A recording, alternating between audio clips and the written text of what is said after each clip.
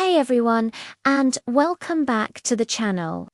Today we're blasting off into history to talk about a true pioneer, a name that echoed around the world and changed humanity's destiny forever. We're talking about the very first human to journey into outer space. Picture this. It's April 12, 1961.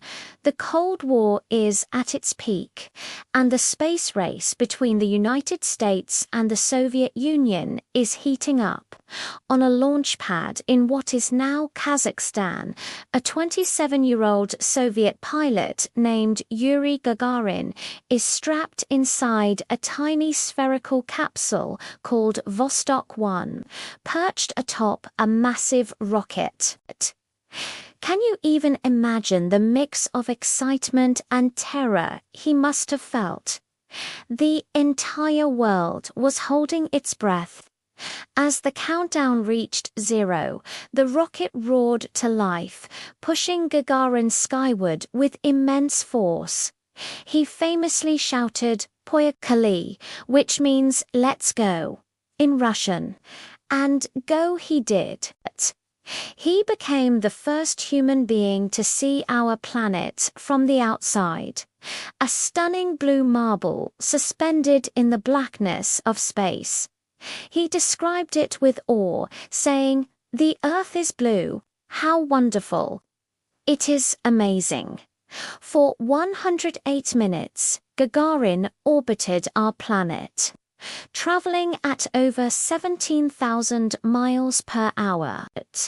He experienced weightlessness, floated inside his capsule, and saw sunrises and sunsets from a perspective no one had ever had before. His mission was incredibly risky. No one knew for sure if a human could even survive in space. Could the body handle the G-forces of launch? What would weightlessness do to the mind? Could he safely re-enter the Earth's atmosphere?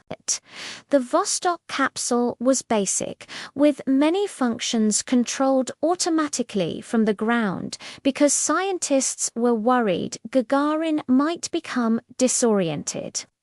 He had a manual override, but it was locked with a secret code he had to open in an envelope, just in case. The re-entry was one of the most dangerous parts.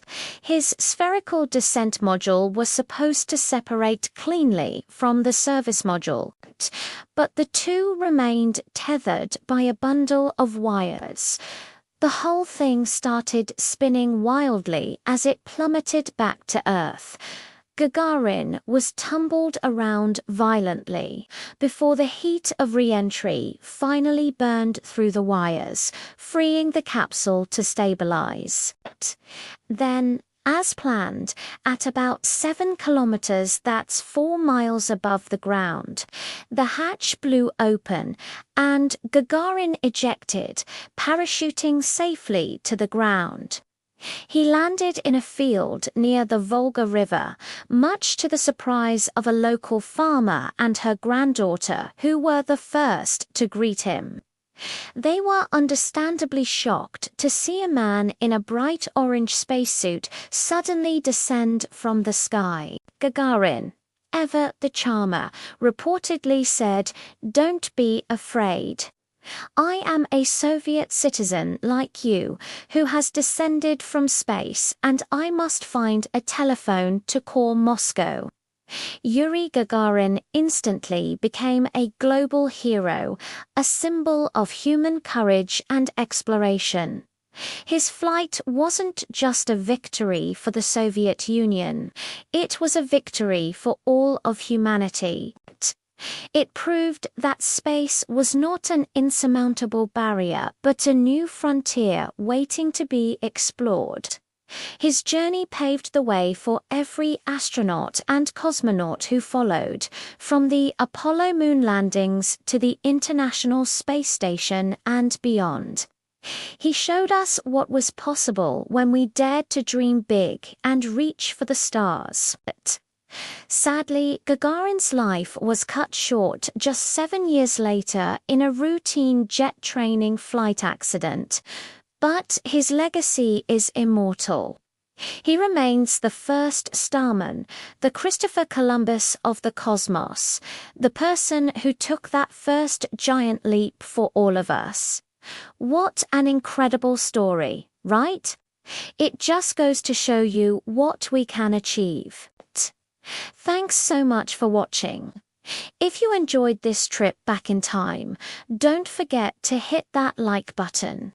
Subscribe for more stories from history, and let me know in the comments who you'd like me to cover next.